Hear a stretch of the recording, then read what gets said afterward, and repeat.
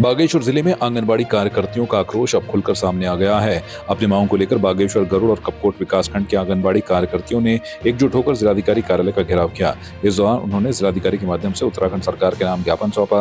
आंगनबाड़ी कार्यकर्तियों की मुख्य मांग है कि उनका न्यूनतम मानदेय 18,000 रुपए किया जाए और लंबे समय से चली आ रही मानदेय व्यवस्था में सुधार किया जाए। उनका कहना है कि बढ़ती महंगाई में कम मानदेय पर परिवार चलाना मुश्किल हो गया है, जबकि काम का बोझ लगातार बढ़ रहा है। आंगनबाड़ी वालों की जहाँ बात है, आंगनबाड़ी वालों की सभी मांगें जायज़ हैं। मैं तो केवल और केवल उनसे कहना चाहता हूँ, धामी जी से, कि धामी जी बहुत छोटी, बहुत साधारण, छोटी नहीं कहा जाए, बहुत साधारण मांग जो है उनकी है। साधारण मांग में क्या है कि 150 रुपया प्रतिदिन की मजदूरी बढ़ाना, इसमें कोई बड़ा विषय नहीं है। 150 रुपये प्रतिदिन की मजदूरी बहुत आसानी से आंगनबाड़ी कार्यकर्तियों की बढ़ाई जा सकती है।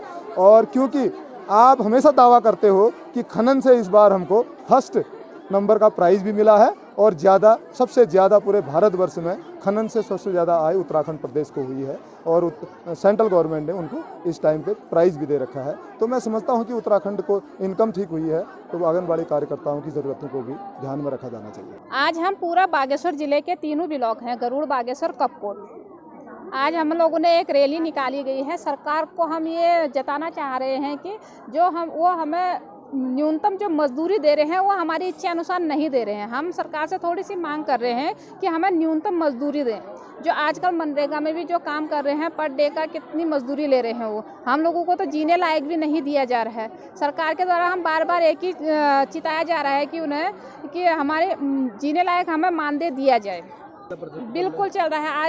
आज की डेट में 16 फरवरी को 13 के 13 जिलों में ये आंदोलन चला हुआ है। अगर हम सरकार को आज एक रैली के माध्यम से ये दिखाना चाह रहे हैं कि अगर उन्होंने जो हमारा जियो जारी करना है, जियो जारी करेंगे मानदेय वाला, तो वो न्यूनतम मजदूरी के हिसाब से जियो जारी करें, वरना अगर नहीं होगा तो इसके बाद हम नेक्स्ट कुछ दिनों बाद देहरादून में आमरण अनशन भी कर सकते हैं या बहुत बड़ा जलसा भी निकाल सकते हैं।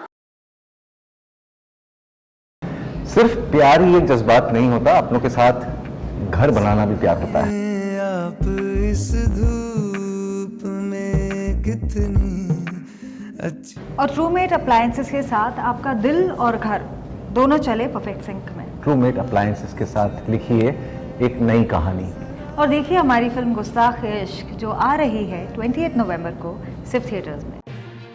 उत्तराखंड के बागेश्वर में जिला पंचायत की ऐतिहासिक विरासत को सहेजने की दिशा में एक बड़ा फैसला लिया गया है। वर्षों पुराने और जर्जर हो चुके जिला पंचायत भवन के व्यापक स्तर पर मरम्मत की जाएगी। इसके लिए जिला पंचायत सदस्यों ने सर्वसम्मति से प्रस्ताव पारित किया है। बागेश्वर में जिला पंचायत कार्यालय की मरम्मत के लिए 25 लाख रुपए की धनराशि तय की गई है।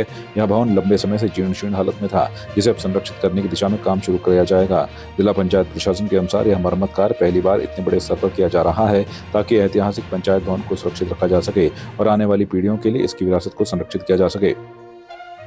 25 साल हो गए इसकी मरम्मत नहीं हुई थी और हम अभी जो है हमारे जो बोर्ड ने जो संकल्प लिया था कि हम इसकी मरम्मत करेंगे सबसे पहले, तो उसी दशा में हमने इसमें जो है टेंडर वेंडर का कार्य करें, जो इसमें काम प्रारंभ हुआ है। और जब इसकी छत खोली गई, आप अगर देखेंगे छत जो खोल रखी है, तो छत से जो है जितनी लकड़ियाँ थी इसकी सारी लकड़ियाँ सड़ी हुई है, सारी चादरें जो है इसमें गली हुई है। इससे पहले जो भी इसमें काम हुआ है सिर्फ जो है मरम्मत के नाम पर काम हुए हैं, लेकिन हम इसका जो है इसका स्ट्रॉन्ग मतलब पक्का काम करना चाह रहे हैं। अब जो भी इसमें काम करना होगा वो हम करेंगे, लेकिन हमें समस्या ये आ रही है कि जो इसमें कुछ लोग जो जनपद के कुछ इस बाज़ार में स्पेशली वो लोग जो है हमारी इस बिल्डिंग की काम से अपनी राजनीतिक रोटियां सेकना चाह रहे हैं। मेरा उनसे अनुरोध है कि वो लोग जो है कृपया हमारे भवन को बनने देना। इसमें समय लगेगा, 2 से ढाई महीने 3 महीने का समय लगेगा।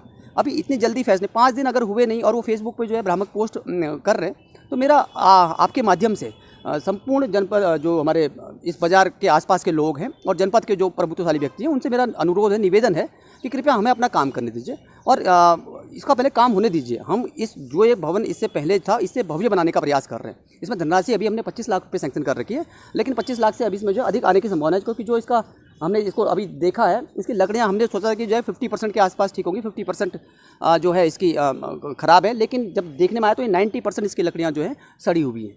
तो इसकी लकड़ियाँ पूरी चेंज होनी है। इसकी दीवार करीब 1 मीटर तक जो है हम इसको खोल के उसमें जो है बैंड डालेंगे। उसके बाद नई चादरें आएंगी, दरवाजे खिड़कियाँ सब चेंज करने हैं। और इसमें 2 जो कक्ष हैं उसकी तो छत जैसे हमने खोली वैसे नीचे भी गिर गई है। तो ये तो हमारे ये नीलेश्वर महादेव और चंडिका माँ की ऐसी शक्ति है कि जो है हमें सही समय पर जो है ये वो दिया कि भैया इसको मरम्मत करो, तो हमने जो है मरम्मत करवा रहे हैं। सिर्फ प्यार ही एक जज्बात नहीं होता, अपनों के साथ घर बनाना भी प्यार होता है। आप इस धूप में कितनी अच्छी। और ट्रूमेट अप्लायंसेस के साथ आपका दिल और घर दोनों चले परफेक्ट सिंक में। ट्रूमेट अप्लायंसेस के साथ लिखिए एक नई कहानी। और देखिए हमारी फिल्म गुस्ताख इश्क जो आ रही है 28 नवंबर को सिर्फ थिएटर्स में। प्रदेश के स्वास्थ्य मंत्री और श्रीनगर विधायक डॉक्टर धन सिंह रावत ने पाबो ब्लॉक में विभिन्न विकास योजनाओं का शिलान्यास और लोकार्पण किया। पाबो पहुंचने पर स्थानीय लोगों ने पुल से खुंडेश्वर मैदान तक भव्य जुलूस के साथ उनका स्वागत किया। मंत्री ने करीब 5 करोड़ 70 लाख रुपए की लागत से 39 योजनाओं का शुभारंभ किया और आधुनिक सुविधाओं वाले खंडेश्वर मैदान की आधारशिला रखी। उन्होंने सामुदायिक स्वास्थ्य केंद्र पाबो में एक्सरे और अल्ट्रासाउंड मशीन का भी लोकार्पण किया, जिससे ग्रामीणों को स्थानीय स्तर पर स्वास्थ्य सुविधाएं मिल सकेंगी। जनता की बहुत सालों से डिमांड थी कि यहाँ के बच्चे बहुत होनहार हैं और खेल में बहुत आगे बढ़ते हैं। अब तो महिलाएं भी बहुत यहाँ पे एक्टिव हैं। तो यहाँ पे लगभग 1.25 करोड़ रुपए की लागत से आज स्टेडियम का जो है हमने भूमि पूजन किया है और मुझे आशा और विश्वास है कि बहुत अच्छा ये स्टेडियम बन के तैयार होगा। और मैं उच्च शिक्षा मंत्री होने के नाते, क्योंकि हमारा डिग्री कॉलेज यहाँ पे है, तो मैंने उच्च शिक्षा विभाग से इस स्टेडियम को बना रहा हूँ ताकि सारे डिग्री कॉलेजों के बच्चे भी यहाँ पे खेल कर सके हैं, इंटर कॉलेजों के बच्चे भी यहाँ पे आ सकते हैं। और आज हमने लगभग यहाँ पे 39 योजनाओं का भूमि पूजन किया है। तो आप जानते हैं कि हमारी सरकार, हमारे माननीय प्रधानमंत्री जी, हमारे मुख्यमंत्री जी, हमारे सांसद जी और मैं, हम लगातार क्षेत्र में बने रहते हैं और जो भी डिमांड रहती है उनको हम पूरा करते हैं। और मुझे बड़ी खुशी की बात यह है कि आज हज़ारों लोगों ने मेरे इन कामों पे मोहर भी लगाई है। आज उन लोगों ने मेरा स्वागत भी किया है, मैंने भी अपनी तरफ से सभी लोगों का स्वागत किया है। मैं विशेषकर खुडेश्वर का ये जो मैदान है, ये कोटे गांव की ज़मीन है। कोटा गांव के समस्त लोगों को भी मैं अपनी ओर से धन्यवाद देना चाहता हूं कि उन्होंने हमेशा सरकार का साथ दिया है और इस स्टेडियम बनाने में उनकी महत्वपूर्ण भूमिका भी साथ है। अल्ट्रासाउंड की व्यवस्था भी अब इस हफ्ते से शुरू हो जाएगी, एक्सरे की व्यवस्था भी इस हफ्ते से शुरू हो जाएगी। हमने यहाँ पे एम्बुलेंस भी दे दी है और अब लगभग 350 डॉक्टरों की नियुक्ति भी हम 15-20 दिन में और करने जा रहे हैं। अब डॉक्टरों की भी पूरे उत्तराखंड में कोई कमी नहीं रहेगी। सबसे बड़ी बात यह है कि पाबो के लिए हम धारी देवी से बिडोलसिम पंपिंग योजना के तहत लगभग 72 गाँवों को पानी देने वाले हैं। और मैंने कहा कि 6 महीने में, आजकल बहुत युद्ध स्तर पे काम चल रहा है, लगभग 50 करोड़ रुपये की योजना है। घर घर पानी जो है 6 महीने में मोदी जी की सरकार, धामी जी की सरकार और मैं यहाँ के स्थानीय विधायक होने के नाते हम जो 50 साल की डिमांड थी पाबो की, वो अब पूरी हो जाएगी। सिर्फ प्यार ही एक जज्बात नहीं होता, अपनों के साथ घर बनाना भी प्यार होता है। आप इस धूप में कितनी अच्छी। और ट्रूमेट अप्लायंसेस के साथ आपका दिल और घर दोनों चले परफेक्ट सिंक में। ट्रूमेट अप्लायंसेस के साथ लिखिए एक नई कहानी। और देखिए हमारी फिल्म गुस्ताख इश्क जो आ रही है 28 नवंबर को सिर्फ थिएटर्स में। अल्मोड़ा के विकासखंड द्वाराहाट सभागार में क्षेत्र पंचायत समिति बीडीसी की बैठक डॉक्टर आरती किरोला की अध्यक्षता में आयोजित की गई। बैठक में विभिन्न विभागों के अधिकारी, जनप्रतिनिधि और जिला प्रशासन की ओर से अपर जिलाधिकारी युक्ता मिश्र मौजूद रहीं। बैठक के दौरान क्षेत्र की पेयजल, विद्युत, सड़क, स्वास्थ्य और अन्य जन समस्याओं पर विस्तार से चर्चा की गई।